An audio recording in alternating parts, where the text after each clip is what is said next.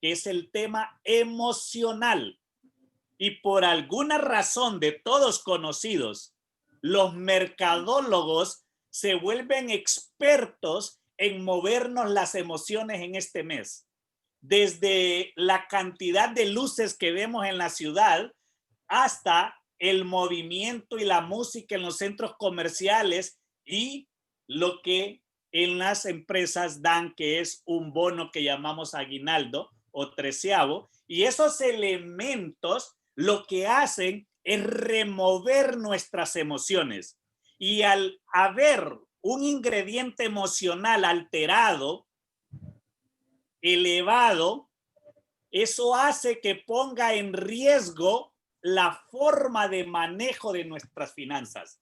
Y es por eso que queremos preparar a cada persona que está conectada hoy para que tenga cuidado y dar un espacio a preguntas particulares en el cual podamos aportar ideas que no solamente ayuden a la persona que haga la pregunta, sino también que pueda ayudar a otros que ellos o conocidos de ellos tengan alguna situación similar. Por tanto, hoy vamos a hablar de este tema y tenemos una agenda que considero bastante corta porque pues el reto era poder desarrollar el tema en 25 minutos para poder tener un espacio de 30 minutos de preguntas y respuestas. Vamos a desarrollar seis puntos muy rápidamente. Vamos a hablar de eso que yo denomino éxito integral y que a mi criterio es extremadamente importante tenerlo claro, adoptarlo, ejecutarlo para poder tener finanzas sanas.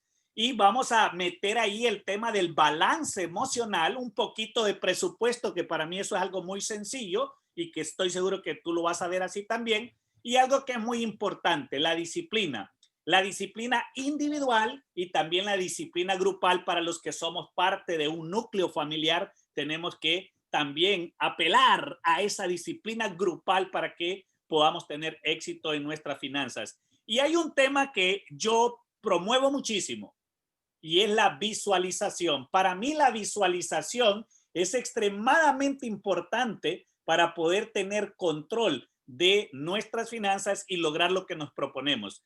Y luego entramos a un espacio que es el que queremos que tome más tiempo, invertirle más tiempo a eso, a preguntas y respuestas. Por lo tanto, desde este momento puedes elaborar tu pregunta.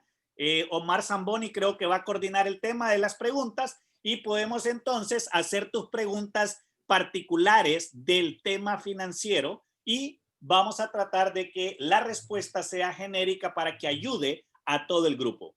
Así es de que esperamos tener un tiempo muy especial. Felicidades a los que se han conectado. Hay 34 personas conectadas, digamos familias conectadas, porque en algunos casos la conexión es familiar, por lo tanto podríamos pensar que si multiplicamos 34 por 5 miembros en una familia en promedio, podríamos asumir que tenemos más de 100 personas en conexión con esta reunión. Vamos a hablar entonces del primer punto, el éxito integral.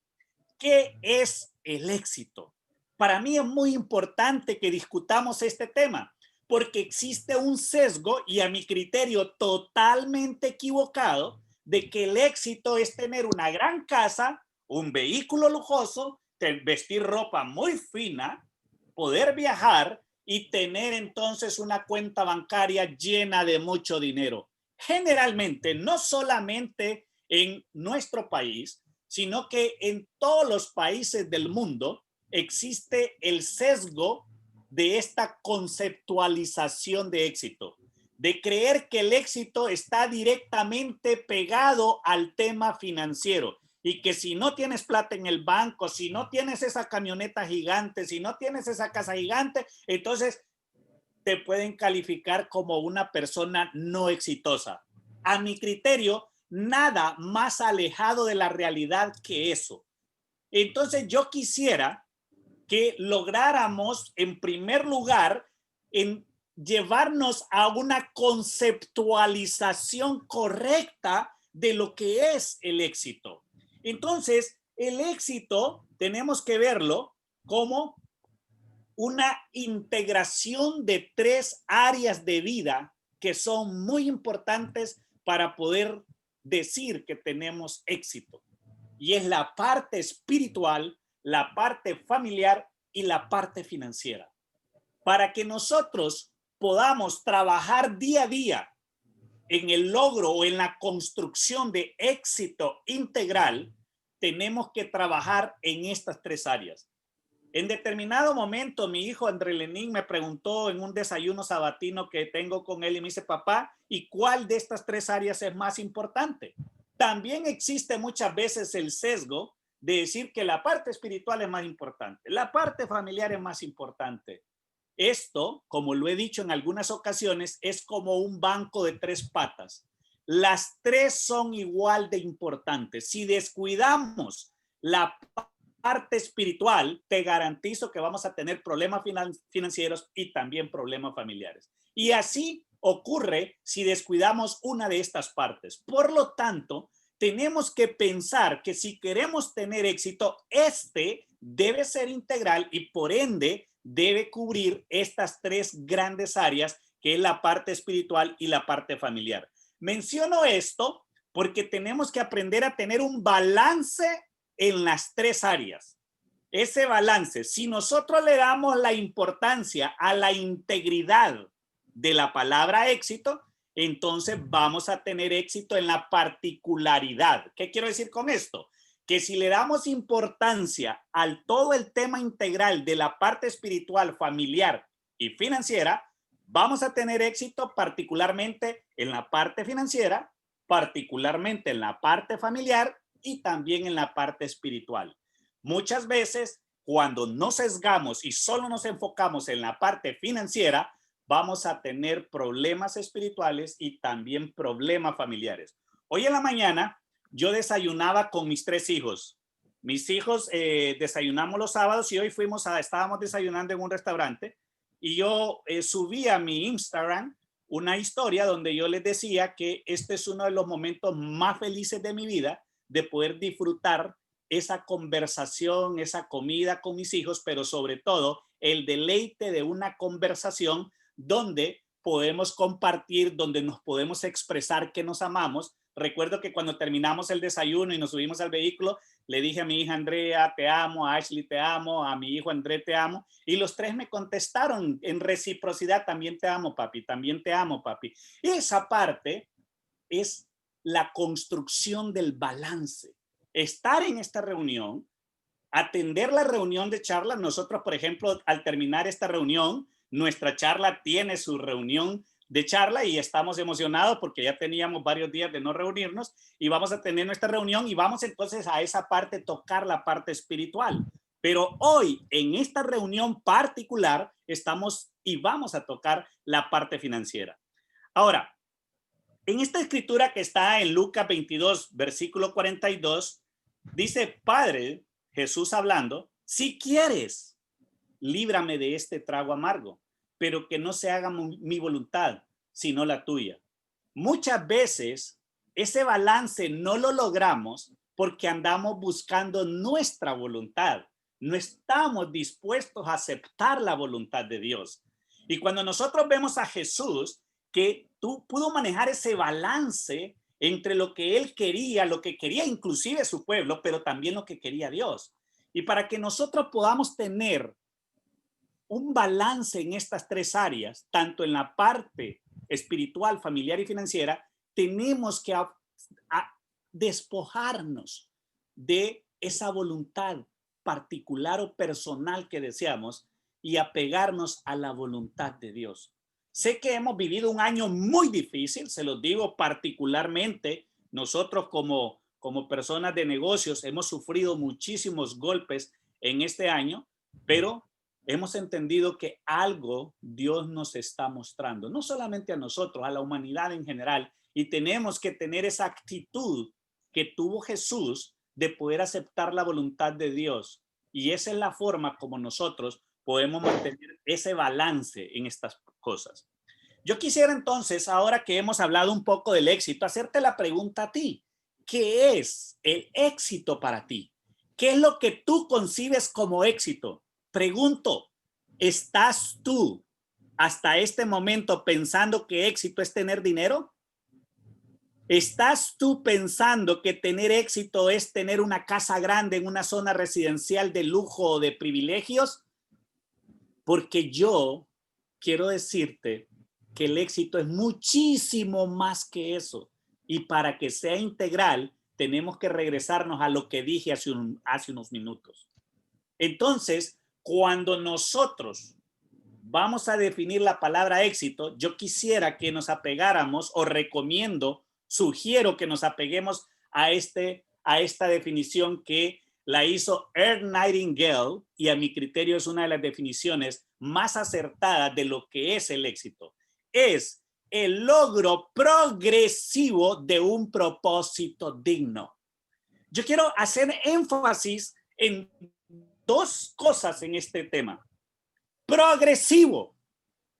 Muchas personas creen que cuando logren comprar la casa de sus sueños, que cuando logren tener esa familia perfecta que han soñado, que cuando logren ser santificados en la parte espiritual, allí habrán alcanzado el éxito. ¿Sabes qué?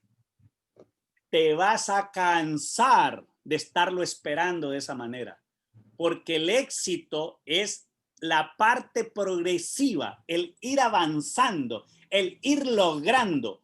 El éxito no es un destino, el éxito es un camino. Y tenemos que disfrutar ese camino. Tenemos que sentir ese sabor de que si di un medio paso, debo disfrutar y sentir el éxito. Porque el éxito, vuelvo y repito, no es un destino. El éxito es un camino. Y por lo tanto, como yo lo he dicho, si aquellos que pretenden vernos, a los que pregonamos la parte espiritual, vernos en qué momento alcanzamos la santidad, déjame decirte que te vas a morir esperando ese momento, porque ni siquiera Jesús llegó a considerarse santo. En algún momento un hombre le preguntó, maestro bueno, le dijo, y Jesús le dijo, por favor, no me llames bueno, porque bueno es solo mi Padre. Entonces tú no esperes alcanzar tu propósito de vida para sentirte exitoso. Ya eres exitoso si estás progresando, si estás avanzando. No importa que sea medio paso o paso completo, pero si estás en avance, estás logrando éxito. Éxito. En Isaías capítulo 40, versículo 31, la Biblia nos da un gran aliento. La Biblia nos dice, los que confían en el Señor tendrán siempre nuevas fuerzas y podrán volar como las águilas. Podrán correr sin cansarse y caminar sin fatigarse.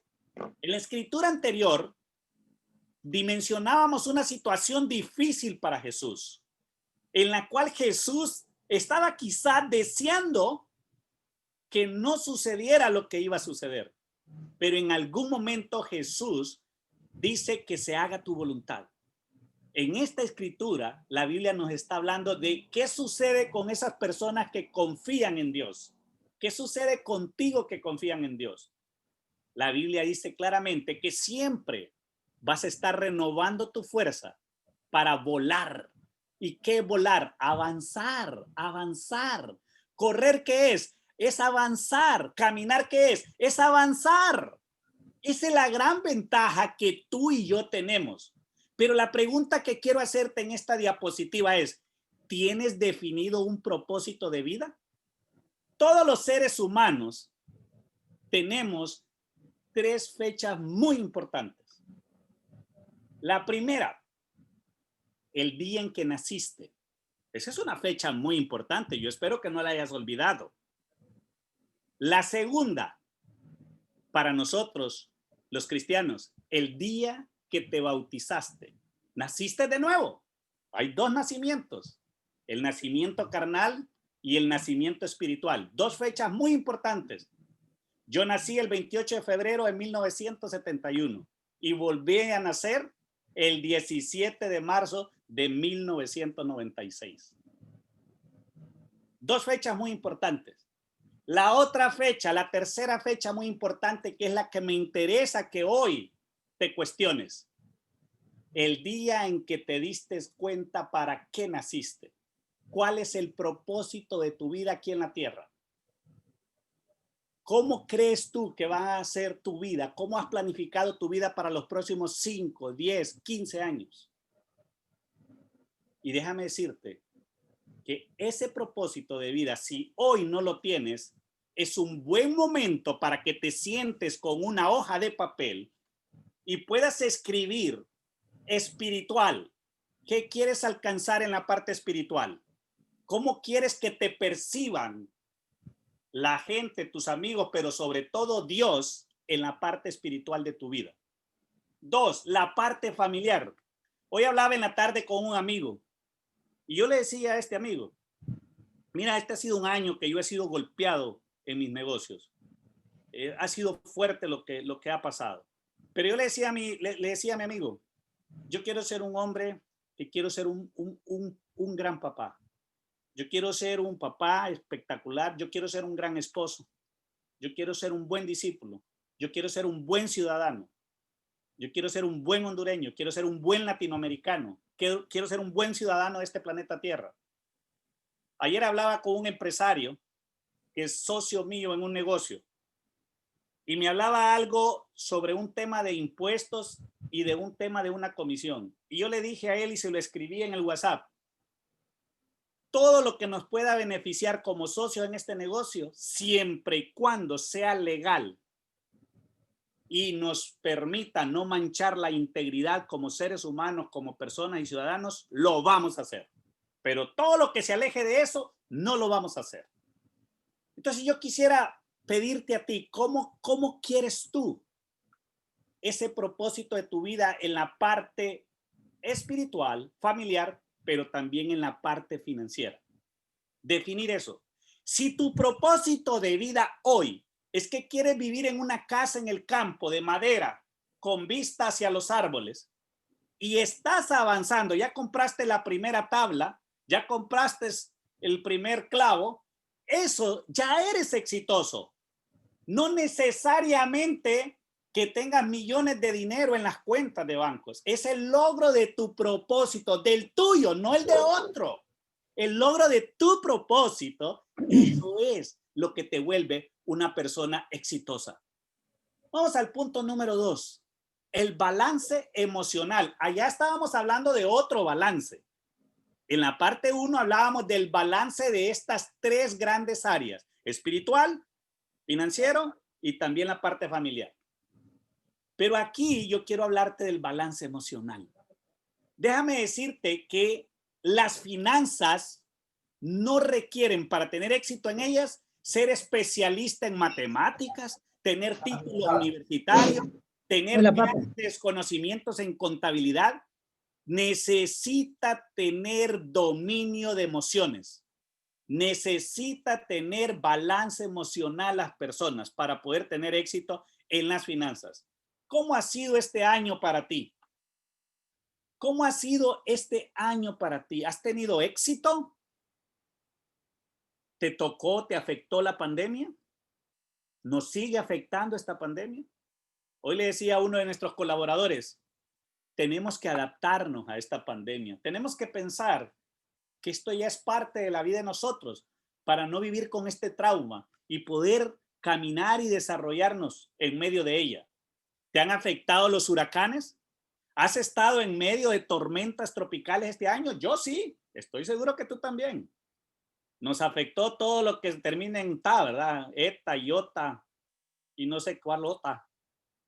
Pero hemos tenido problemas. Pero mi pregunta, ¿has tenido tormentas espirituales este año? ¿Tormentas familiares? ¿Tormentas financieras? Independientemente de las cosas que hemos vivido, que tenemos algo en común todos hoy, por lo menos los primeros 4 puntos el segundo, el tercero y el cuarto los hemos vivido todos: pandemia, huracanes y tormentas tropicales. En Filipenses, en capítulo 4, versículo 6, la Biblia nos da otro gran aliento. Hey, no se aflijan por nada. Y nada incluye pandemia, incluye huracanes, incluye tormentas tropicales. incluye tormentas espirituales, familiares y financieras. La Biblia es clara, dice, no se aflijan por nada. ¿Por qué hablo en este punto de balance emocional? Porque las preocupaciones nos bloquean el cerebro. Las preocupaciones no nos permiten ver las soluciones que quizá muchas veces las tenemos enfrente. Y es por eso que nosotros tenemos que agarrarnos de esta escritura donde la Biblia dice no se aflijan por nada, pero nos da un trabajo a realizar. Preséntenle todo a Dios en oración. Muchas veces yo le digo a las personas, no se preocupe, mejor ocúpese. Deje de preocuparse. Empiece a ocuparse. Si yo quisiera pasar eso que digo a esta escritura, es no se aflijan. Preséntenselo a Dios, pero hay una forma. En oración. Pídanle, pero también denle gracias. Mi pregunta es, todo eso que te enumero en esta diapositiva, pandemias, huracanes, tormentas tropicales, espirituales, familiares, financieras, ¿lo estás presentando a Dios por medio de la oración o no lo estás presentando a Dios? Porque es que muchas veces tenemos el paso 1 y 2 para resolverlo, pero no lo queremos seguir. No lo queremos seguir. Y aquí la Biblia dice que se lo presentemos no algunas cosas. Aquí la Biblia dice todo a Dios. ¿Pero cómo? En oración, pidiéndole, pero dándole gracias también. Allí ya puedes tú autoevaluarte cómo estás en ese punto. ¿Estás realmente poniendo todos tus problemas en manos de Dios y estás haciéndolo por medio de la oración? Pero también le estás dando gracias a Dios por esos problemas. Porque uno, wow, Lenín, pero qué raro, ¿cómo voy a dar gracias a Dios por esos problemas? Ya vas a ver. Más adelante te voy a repasar ese punto. Quiero preguntarte esta noche, ¿qué acciones estamos tomando o cuáles vas a tomar en este mes para que el 2021 sea un año diferente? Te quiero decir algo, no se puede llorar sobre la leche derramada. Lo que ya pasó, ya pasó. La tormenta ya pasó, el sol ya llegó y tenemos secuelas de esa tormenta, pero no podemos estar llorando sobre la leche derramada. La vida es como conducir un automóvil y los problemas son como los baches en la carretera. Cuando tu automóvil cae su llanta en un bache, en un hoyo, tú no te paras. Tú no te bajas del vehículo en medio de la carretera y te pones, ay, qué gran hoyo, qué gran hoyo, qué gran golpe. Uy, está caliente la llanta, se le hizo un chichote, se le hizo un golpe por aquí a la llanta. Y el tráfico emproblemado porque tú estás contemplando el bache. No. ¿Tú cómo haces? Claro, duele, claro que duele. Los que conducimos un vehículo y escuchamos el golpe de que caímos en un bache, nos duele el cerebro. ¡Ay! ¿Por qué? Porque nos duele, pero nadie para su vehículo. Tenemos que continuar. Eso es lo que tenemos que hacer y tenemos que decidir este mes. Ya pasó la tormenta, nos dejó secuelas, nos duele. Algunos estamos afectados, otros están mucho más afectados, física, emocionalmente, de salud, pero ya no podemos seguir llorando sobre esa leche derramada. Tenemos que continuar aunque haya dolor. Lo que tenemos que preguntarnos es, ¿qué hemos aprendido de cada una de esas experiencias? Y cuando allá te decía, denle gracias a Dios, darle gracias a Dios por ese aprendizaje. Hace poco, hace 2 semanas, yo tuve una pérdida en mi negocio muy grande. De veras, grande, de mucho dinero. Y estuve en shock por más de 48 horas, casi con muchas lágrimas en los ojos de una pérdida millonaria. Pero ¿sabes qué?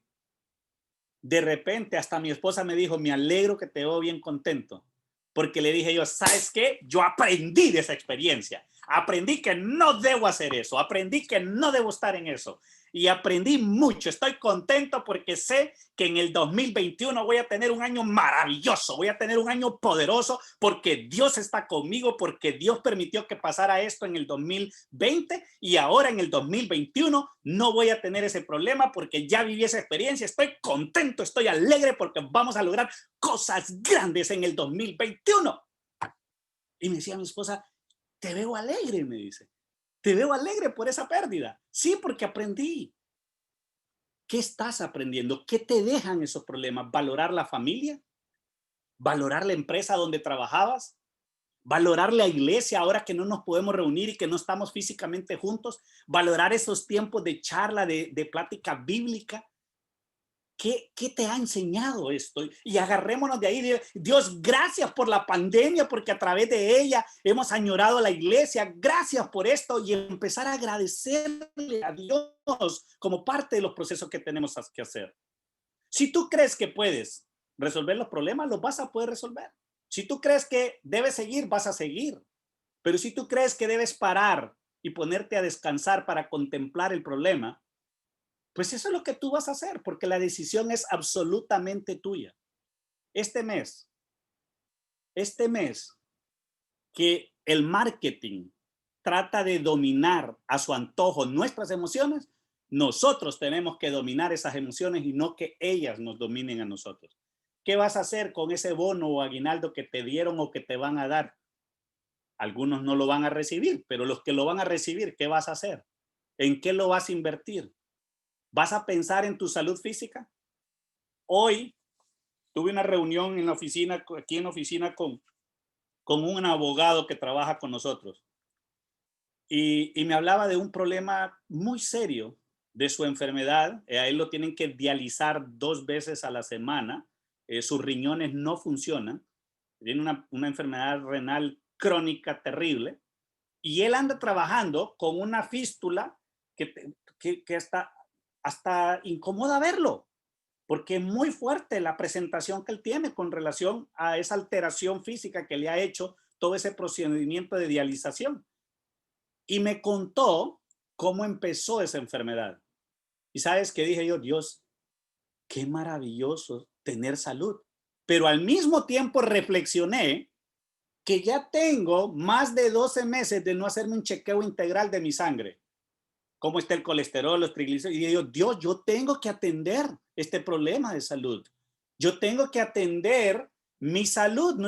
Aunque no tenga problemas, yo tengo que darme cuenta cómo estoy. Entonces, ¿en qué vas a invertir? Hay 1000 cosas que podemos hacer.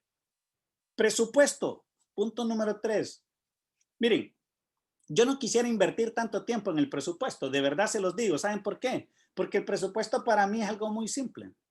Es la definición al nivel de detalle de gastos e ingresos y que tus gastos deben de ser más pequeños que tus ingresos. Lenín, ¿y cuál es el plan para poder mejorar esto? Reduce los gastos e incrementa los ingresos. Pero así es tan sencillo, sí. Pero ¿cómo lo hago? Ahí es donde es el dilema, ¿cómo hacerlo? No podemos nosotros ser monofuente de ingresos. Quiero darte ese consejo. Busquemos la manera de cómo generar nuevas fuentes de ingresos. 2020 ya casi concluyó. ¿Qué es lo que hiciste bien en este 2020? ¿Y qué es lo que no fue que hiciste mal, sino que te dio lecciones, te ayudó a aprender? Y de todo ese aprendizaje de 2020, ¿qué vamos a llevar al 2021?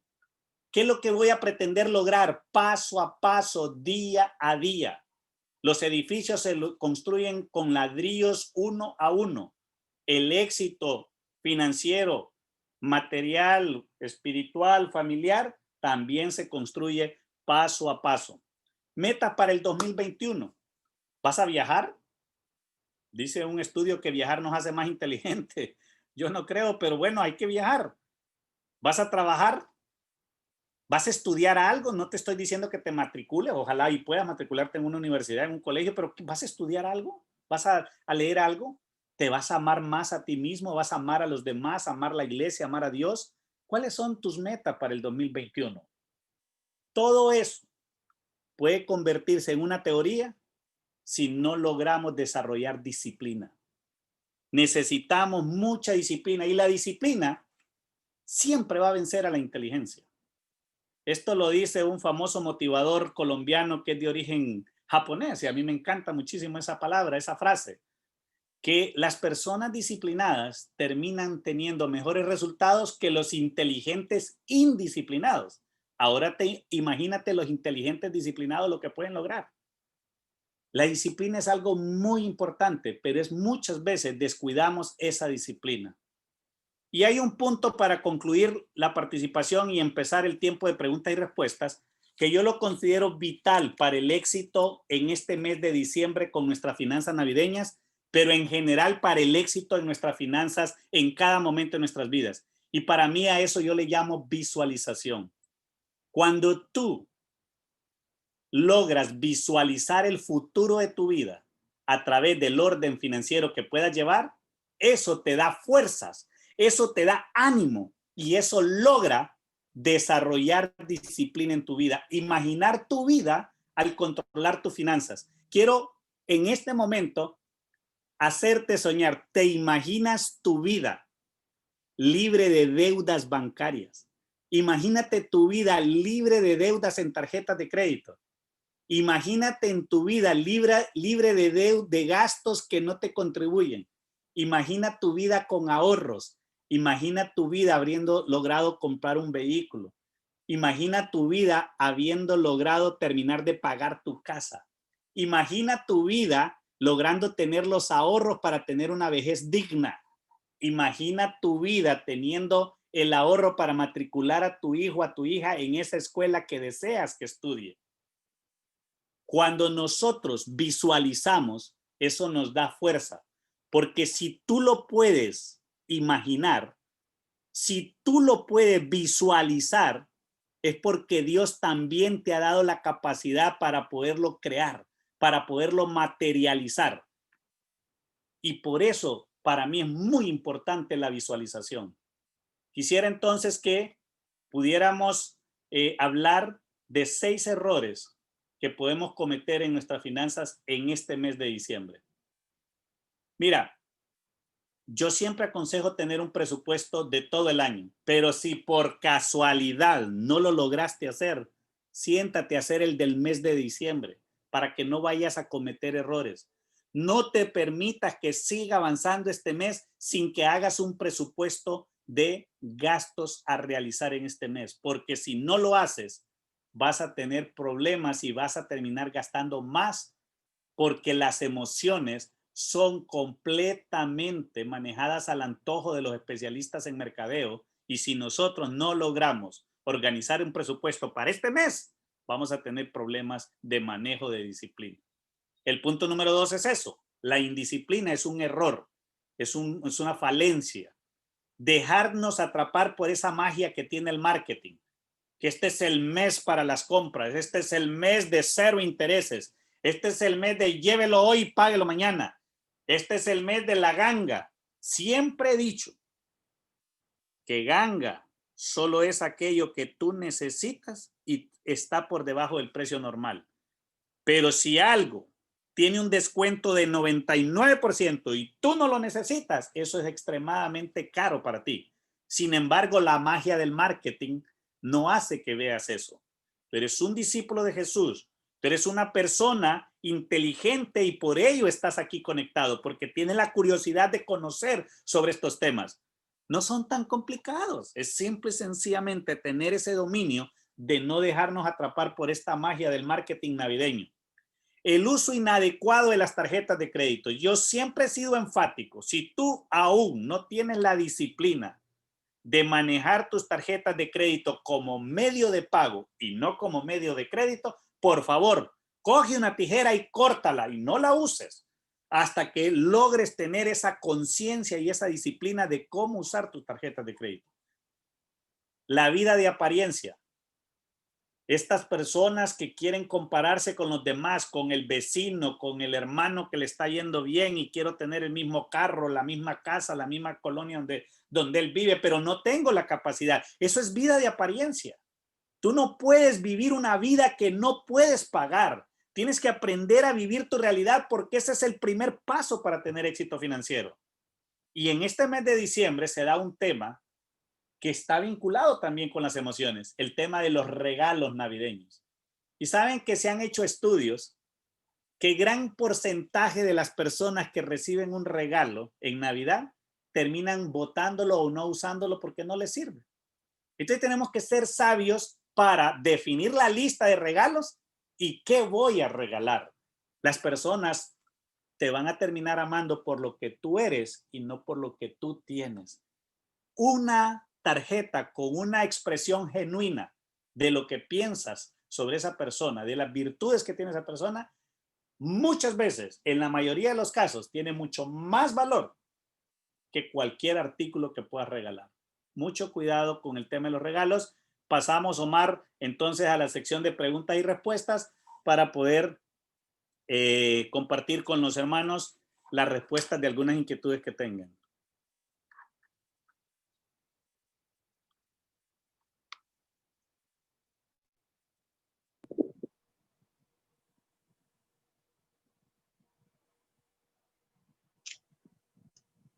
Muy bien, muchas gracias, Lenín, por la enseñanza bastante práctica e integral, y han llegado algunas preguntas. Vamos a presentarlas, y la primera es: ¿cuáles son las trampas financieras más comunes? Bueno, muy buena pregunta. En esta época, como en la mayoría de los meses, pero más enfatizado en esta época, hay una trampa financiera que es la que yo llamo la de cero intereses. Cómprelo a cero intereses. Una trampa muy peligrosa porque hay un concepto matemático escondido allí, pero también hay un concepto de dominio propio escondido allí. Cuando tú vas a comprar y te dicen cero intereses, fíjate que no es totalmente cero intereses. Te cobran una comisión anticipada por esa compra. Te cargan una comisión. Y esa comisión en matemáticas se lleva a valor futuro y equivale a una tasa de interés normal en la mayoría de los casos. Por otro lado, se ha descubierto a nivel mundial que las personas, cuando les vence la primera cuota a supuestamente cero intereses, no la pueden pagar y terminan dejándola dentro del saldo de tarjeta de crédito y se convierte en un financiamiento. Trampa, no te dejes engañar por los conceptos de cero intereses y no te dejes engañar por los conceptos llévelo hoy y páguelo mañana. Esas son trampas. Segunda trampa que se da en estas épocas, la trampa de que este es el mes de las ofertas. Y eso es absolutamente falso.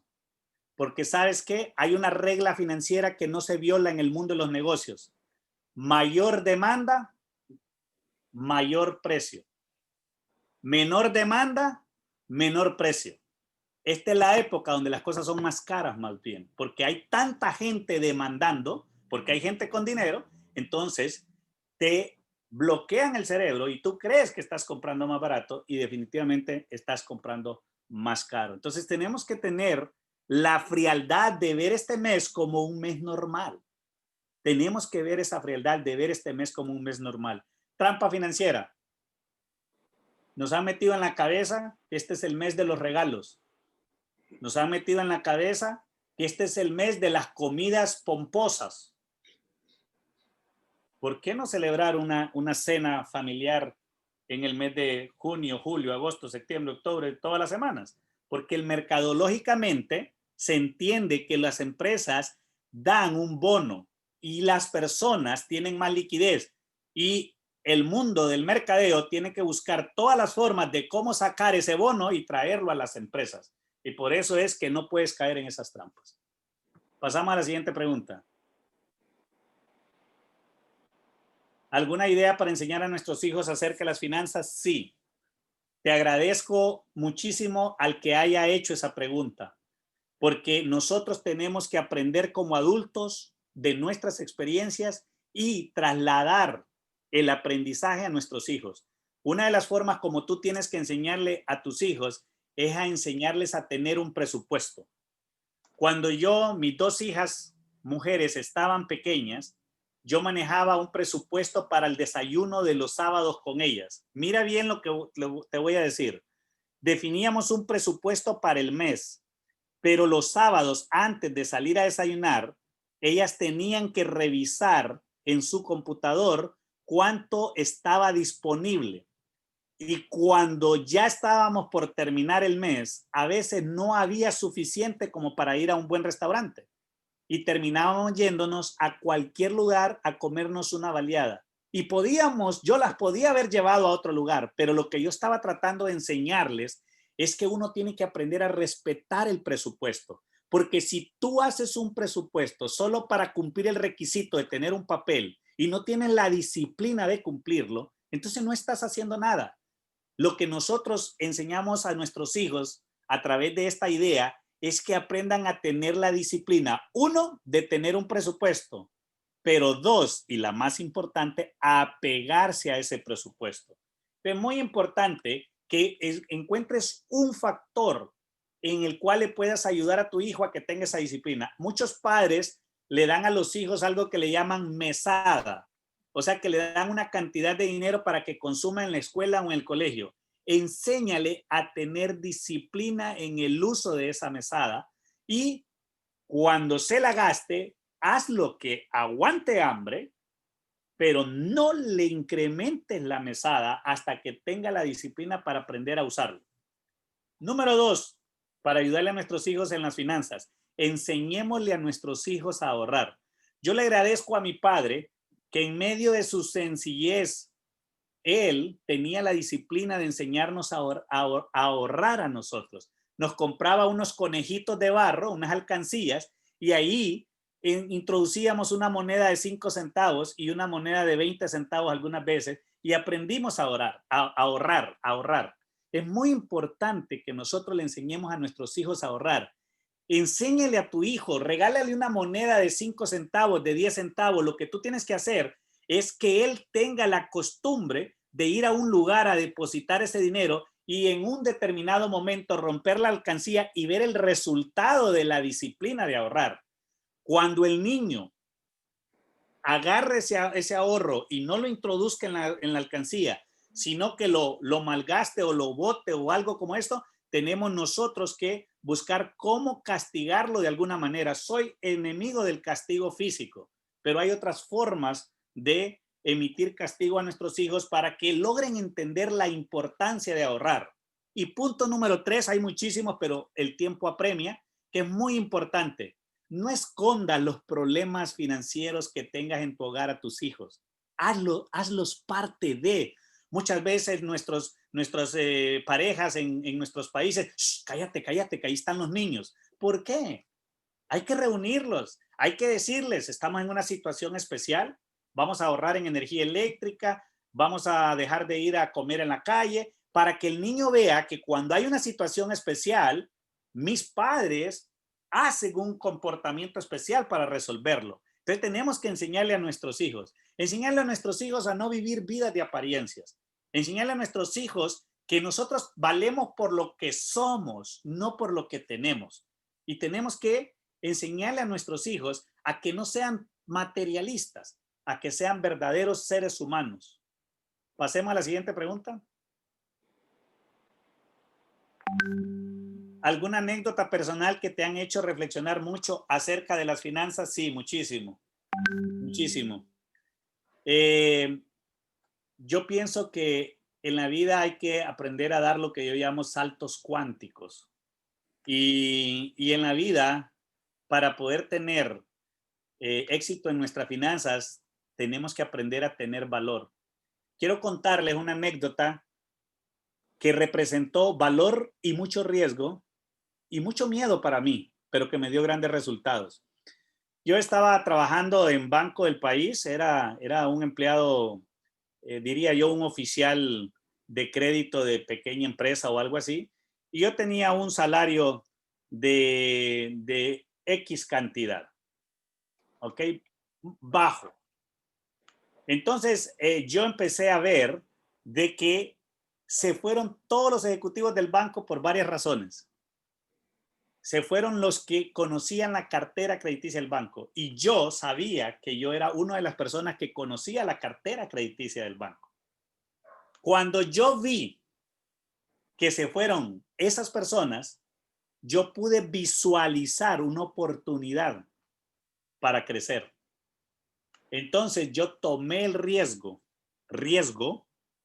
de renunciar, sabiendo que no tenía otro trabajo y que ustedes me han escuchado decir que yo hablo de la teoría del mono, que nunca te sueltes de una rama mientras no te agarres de la otra. Pues ahí no la cumplí. Yo renuncié sin tener ningún trabajo. Mi esposa lloró y me dijo, ¿cómo vas a hacer eso? Porque ella tampoco estaba trabajando. Y yo renuncié porque yo me la quería jugar. Yo quería negociar una mejor posición salarial. Obviamente es un riesgo, pero un riesgo medido porque había visto todo el ambiente y yo estaba seguro de la capacidad que tenía en manejar todos los temas de esa cartera. Pero resulta que el siguiente día no me llamaron. Y yo recuerdo que le dije a mi esposa, mira, si me va mal y me despiden, no me llaman para decir por qué renuncié. Tranquila, que yo vendo aguas en los semáforos y vamos a comer. Yo me pongo a vender agua en el semáforo y yo sé que vamos a comer. Cuando se pasó el segundo día y no me llama, nadie me llama, y yo ya puse mi renuncia, ya hasta estaba pensando en qué semáforo me iba a ir a poner. Pasó el sábado, porque eso fue un día miércoles, jueves no me llamaron, viernes no me llamaron, sábado que trabajaba en ese entonces mediodía en el banco, nadie me hizo ningún comentario. Pues se acabó, se materializó el riesgo. El domingo me llamaron, el presidente del banco, y me dijo que quería hablar conmigo. Me fue a traer a la colonia donde yo vivía, me llevó a un edificio y me dijo, me di cuenta que usted renunció. Sí, pero ¿por qué renunció? No, porque yo no me siento esto. Y empecé a decirle, ¿y qué quiere? Y allí pedí, y pedí bastante, y me fue otorgado. Anécdota que quiero compartirles, moraleja, el éxito financiero se logra con mucho valor, porque logramos éxito cuando estamos dispuestos a perderlo. Cuando tenemos el valor de perder, sin duda alguna, vamos a ganar. Cuando el deseo de ganar es más grande que el miedo a perder, vamos a ganar. Es un tema psicológico. Y eso, estoy seguro que a muchos se les puede presentar la oportunidad, pero quizá el miedo no les permite materializar esa oportunidad. La vida es de oportunidades. Dios nos pone oportunidades, pero muchas veces la falta de valor no nos permite materializar oportunidades. Hace poco hablaba con es otra anécdota muy importante, hablaba con dos discípulos, estábamos conversando esta semana, y hablábamos que yo les decía a ellos que yo he aprendido algo en la vida, y lo que yo he aprendido que el truco o el secreto en los negocios no es saber entrar para los que tienen negocios, el secreto es saber salirse, en qué momento salirse. Y muchas veces cuando es el momento de salirnos, no nos queremos salir. Y cuando nos queremos salir, ya no nos podemos salir porque estamos trabados. Y eso es muy importante. El otro punto que yo le decía a estos hermanos que yo he aprendido en esta vida es que se nos habla muchísimo de la perseverancia, ¿sí o no? ¿Cuántas frases motivacionales hay sobre la perseverancia? Que hay que perseverar, hay que perseverar, hay que perseverar. Y eso es cierto. Pero yo te hago una pregunta, ¿hasta cuándo? Porque perseverar es una virtud, pero ser terco es un secreto. Y la línea entre perseverar y terquedad es muy delgada. Y en algunos momentos ya no estamos perseverando, estamos siendo tercos, ya no debemos seguir allí. Entonces, la vida me ha enseñado muchas ocasiones. El tema de perseverar tiene su límite. Hay un momento en el que tenemos que decir, ya esto no puede seguir, esto es terquedad. Hay muchas cosas que te podría decir a nivel de anécdotas maravillosas que me han pasado y que podrían ayudar a muchos de ustedes, pero quisiéramos dar lugar a la siguiente pregunta. En otras conferencias has mencionado que vienes de ser muy pobre, ¿cómo cambió tu mentalidad? Porque a veces el pobre tiene mentalidad pobre. Gracias por la pregunta y por llevarme a mis raíces. Yo vengo de un hogar, yo no voy a decir humilde porque cuando me hice cristiano entendí el concepto de la palabra humilde, pero voy a decir de un hogar sencillo. Una madre que aprendió a leer y escribir cuando yo ya era un hombre adulto, pero una gran mamá, y un papá que hizo tercer grado de primaria, también un gran papá. Déjame decirte que muchas veces es mejor no darse cuenta que uno es pobre. En mi niñez, yo tuve la suerte de vivir en medio de la pobreza y no me di cuenta que yo era pobre. Es más, te garantizo que llegué a pensar que era rico, porque quizá mi casa tenía una pared más que la otra. Pero cuando yo viajé de la ciudad de Choloma, en la zona norte de Honduras, a la ciudad de San Pedro Sula, que también es aquí en la zona norte y una ciudad muy pujante, allí yo me di cuenta que nosotros éramos pobres. Y ocurrió algo que no tengo temor a mencionarlo, y menos en este foro donde estamos personas que creemos en Dios. Empecé a sentir repudio por la pobreza. Y yo dije, yo no voy a ser pobre. Yo voy a ser un hombre de éxito. Yo voy a lograrlo. Pero me di cuenta que la única manera era estudiando. Y por ello, hoy yo te quiero decir, si tú quieres ser y tener más, hay dos requisitos que debes cumplir. Debes saber más y debes trabajar más. Porque el trabajo por trabajo no te va a llevar. Tienes que saber y combinar ese saber con el trabajar para lograr resultados. Entonces a mí me ayudó muchísimo esa mentalidad de no acariciar la pobreza, de no acomodarme a la pobreza, sino soñar y sentir que tenía la capacidad de lograr más, pero en el camino me di cuenta que tenía que saber más. Pero hubo otro punto que a mí me ayudó y que muchas veces en nuestra sociedad es muy criticado. En mi caso fue criticado eso.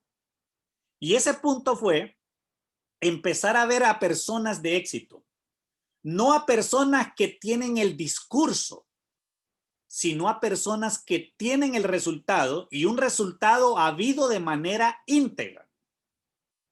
Y cuando yo empecé a ver esas personas, observaba a cada una de esas personas cómo comen, cómo visten, cómo hablan. Y yo decía pues si yo puedo hacer eso, el tipo tiene 2 ojos, yo también tengo 2 ojos. Ese tipo tiene 2 orejas, yo también tengo 2 orejas. Yo veo cómo come, yo también puedo aprender a comer así. Y empecé a sentir seguridad en mí mismo. Pero tuve una gran suerte, que yo conocí la Iglesia Internacional de Cristo en noviembre de 1995, en el primer servicio que la iglesia hizo en el Centro Cultural San Pedrano. Y apenas yo tenía 24 años de edad. Y cuando yo conocí la iglesia a mis 24 años de edad, para mí eso representó un antes y un después.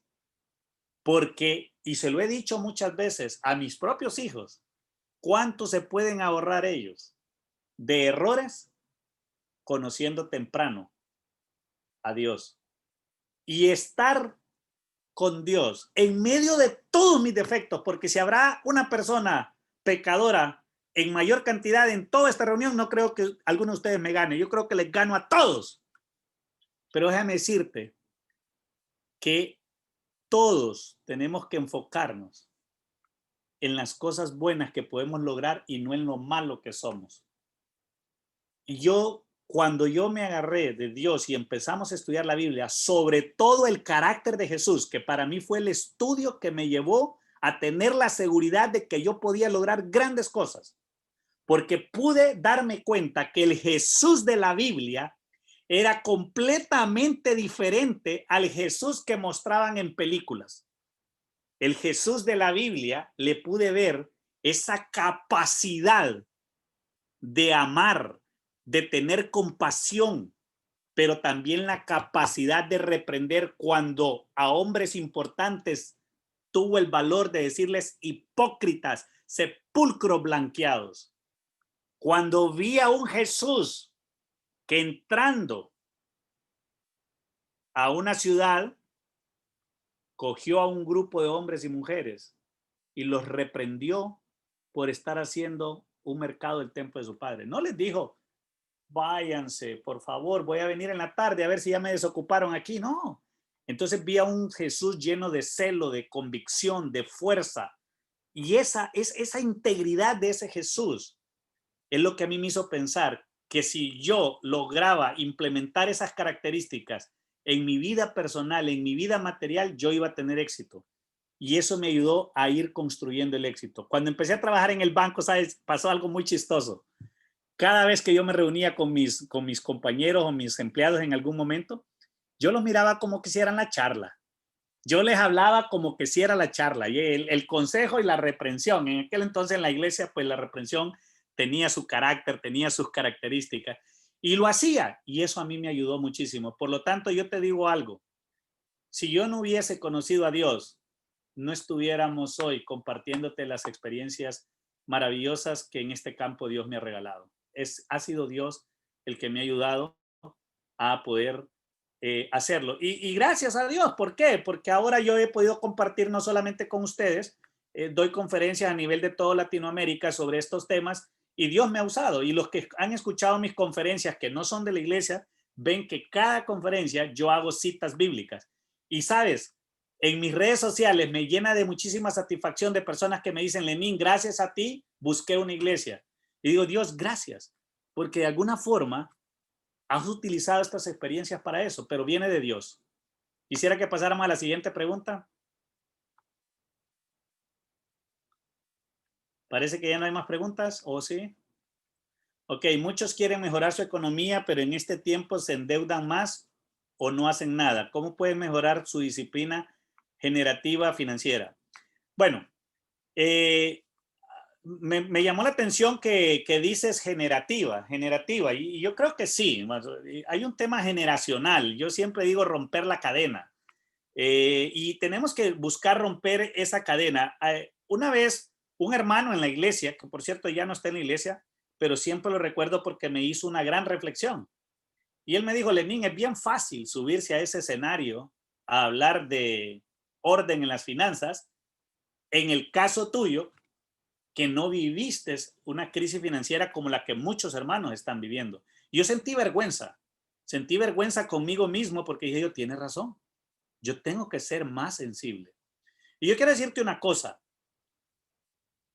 tú que eres joven y que quizá no has entrado al mundo de que te den una tarjeta de crédito, ahora veo que los bancos están siendo un poco más estrictos, gracias a Dios, para dar tarjetas de crédito, pero tú que no has entrado en ese mundo, qué bendición más grande de que ahorita puedas organizarte y formar disciplina. Pero si tú ya estás en medio de un problema financiero, déjame decirte que tienes que enfrentarlo con gallardía. Tienes que enfrentarlo con mucha fuerza.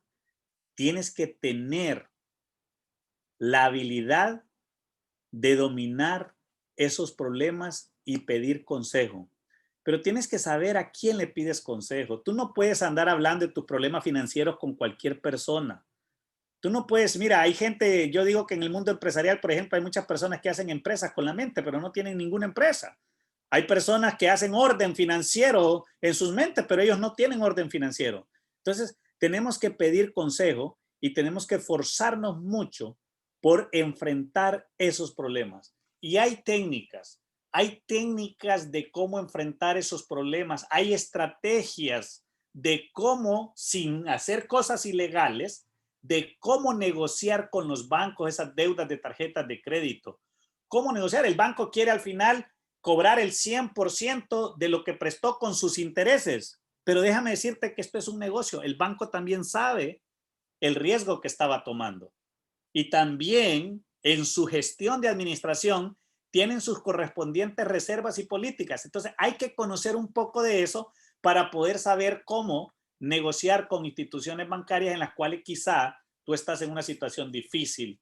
Entonces hay que saber si tienes garantía, si no tienes garantía. Entonces yo podría en algún momento, cuando ustedes lo permitan o lo deseen, preparar una clase sobre técnicas de negociación en materia de endeudamiento que podríamos conversar y ojalá no hayan compañeros de banca ahí porque no me van a querer que yo diga las cosas que puedo decir allí, pero con todo gusto podemos ampliar la respuesta a esa importante pregunta. Seguimos con la siguiente. ¿Qué aconsejas a alguien que no sabe qué hacer con su aguinaldo y que no tiene un negocio para invertir? ¡Guárdalo! ¿Sabes qué he hecho yo desde, vamos a ver, los últimos 10 años como empleado? Yo dejé de ser empleado en una empresa no mía, por supuesto, el 31 de octubre del año 2013. Del año 2002 al año 2013 yo me metí algo en la cabeza. Ojalá que algunos de ustedes puedan implementar esto. El aguinaldo y el 14avo, que es el que dan en junio en Honduras y en algunos países también, es un salario adicional. Adicional. ¿Para qué lo gastas?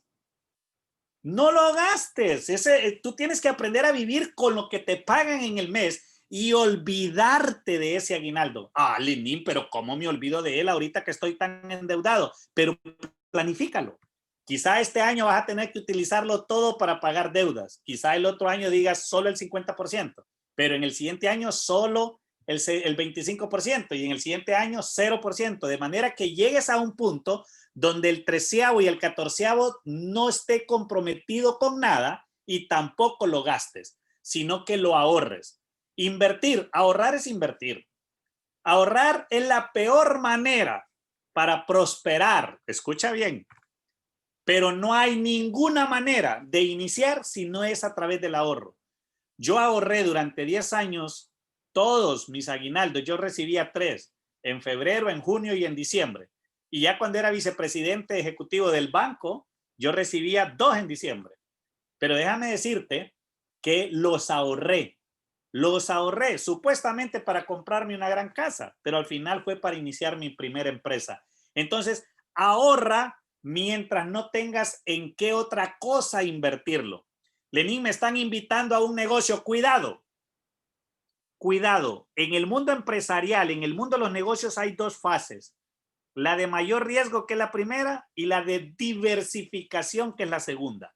En esta primera fase, solo trata de meterte en negocios que tengan 1, 2 o 3 de estas características que te voy a mencionar. Número 1, tú estudiaste formalmente ese tema. Por lo tanto, la probabilidad de tener éxito es mayor porque conoces teóricamente ese negocio. 2, tú has trabajado en eso. Tienes experiencia en eso. Por lo tanto, la probabilidad de tener éxito es bien alta porque tú ya viste en qué se equivocó tu jefe y tú ya viste qué le funcionó a tu jefe y por lo tanto tienes más experiencia que te puede incrementar el éxito. Y 3, es un hobby. Es algo que te apasiona, te gusta, te entretiene y puedes trabajar 26 horas de las 24 que tiene el día en eso y no lo sientes. Todo lo que se aleje de estas 3 cosas te va a incrementar en forma muy alta la probabilidad de perder tu dinero. No lo arriesgues. No lo arriesgues. Más adelante en otra conferencia hablamos de la segunda fase de ser empresario, es cómo diversificar, que se prepara con la primera fase. Pero mi consejo, ahórralo. Ahórralo. Otra pregunta. En el contexto cristiano, ¿qué importancia tiene la ofrenda en las finanzas? Te agradezco la pregunta. Yo comparto muchísimo lo que pregonamos en nuestra iglesia de la palabra diezmo. En realidad, ofrendar es un tema de corazón. Ofrendar es un tema, si tú no tienes el corazón de ofrendar, ni así tengas la plata más grande del mundo, seas el hombre más rico del mundo, no vas a terminar ofrendando. Y si tú no tienes el corazón de ofrendar, ni siendo pobre lo harás, ni siendo rico lo harás. Porque este es un tema de corazón. Y déjame decirte que cuando la Biblia dice que hay más dicha en dar que recibir, no solamente se refiere a la emoción que se siente de ver a esa persona feliz. Te digo con propiedad. Hay una escritura en la Biblia que no recuerdo si alguien ayuda ahí. La ropa te dura más. Se te desgastan menos los zapatos. Hace unas 2-3 semanas, Suyapa Luna me envió una fotografía. Oh, no, yo creo que hace más de 2 semanas, pero fue reciente. Me envió una fotografía en la cual yo salgo con un jeans, pero es una fotografía de hace como 10, 11 años. Y ese jeans lo uso todavía, está en perfectas condiciones. Y yo le mandé un mensaje a Suyapa y yo le dije a Suyapa, ese jeans todavía lo tengo, todavía lo uso. Esa es parte de las bendiciones que Dios te da cuando tú tienes el corazón de ofrendar, cuando tú tienes el corazón de dar. Y muchos quizá quieren salir en un titular de que ofrendaron tanto. Dice la Biblia que los que digan, wow, qué espectacular, ese fue tu premio. Ahí se terminó el premio, ya no hay más premio. Logras más cuando te mantienes callado, que tu mano izquierda no sepa lo que te da la derecha, ni al contrario. Cuando haces eso, vas a recibir grandes bendiciones. Ofrendar es extremadamente importante en la vida de todo ser humano. Siguiente pregunta.